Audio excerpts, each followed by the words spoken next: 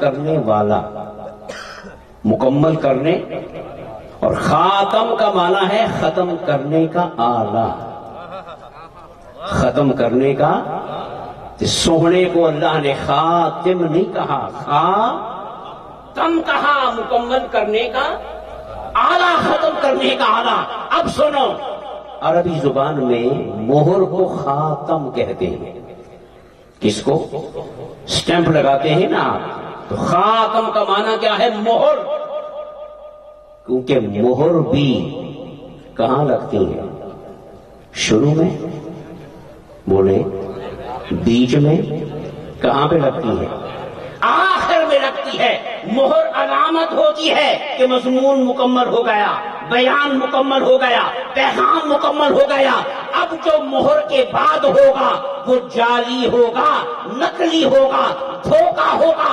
اصل مضمون وہ ہے جو مہر سے پہلے پہلے ہے۔ کہا محبوب تجھے صرف نبی بنا کے نہیں بھیج رہا، تمام نبیوں کی مہر بنا کے بھیج رہا ہوں، سٹیمپ بنا کے بھیج رہا ہوں۔ بس تیرا آنا اس بات کی دلیل ہے کہ جس جس کا تو نام لیتا چلا جائے گا وہ نبی قرار پاتا چلا جائے گا۔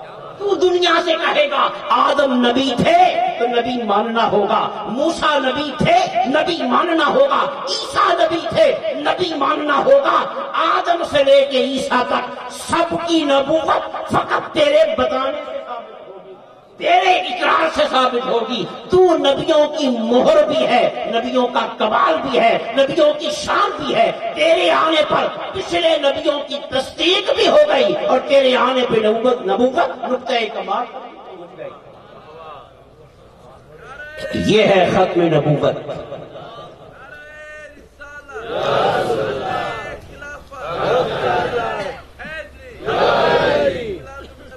اور خدا کی قسم اگر مصطفیٰ نے ان نبیوں میں سے کسی کا ذکر نہ کیا ہوتا نا تو آج کوئی بھی ان کو نبی بولو نہ مانتا۔ یہ ساری نبوت کے سلسلے قائم ہیں، تو صدقہ ہے محمد مصطفیٰ کا۔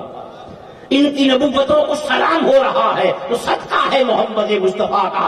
آج قرآن کی شکل میں نمازوں کے اندر موسیٰ کا ذکر ہو رہا ہے، عیسیٰ کا ذکر ہو رہا ہے، نبیوں کی عظمتوں کو سلام کیا جا رہا ہے، تو یہ صدقہ ہے زبان محمد مصطفیٰ کا کہ سوہنیا تو صرف نبی بن کے نہیں آ رہا، تمام نبیوں کی مہر بن کے آ رہا ہے۔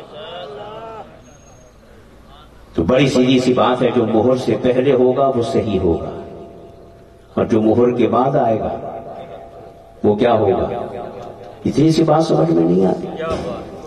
بولو، جو مہر کے بعد ہوگا وہ کیا ہوگا؟ بولیں۔ اور یہ تو حیرت کی بات ہے۔ علامہ اقبال کا ایک جملہ سن لے، پھر میں اگلی بات کرتا ہوں۔ علامہ اقبال نے کہا کہ مرزائی ہونے کے لیے کیا؟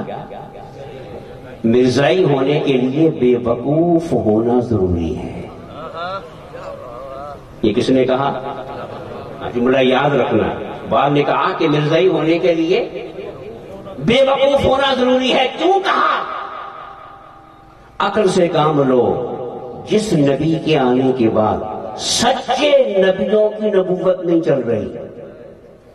کیوں بھائی؟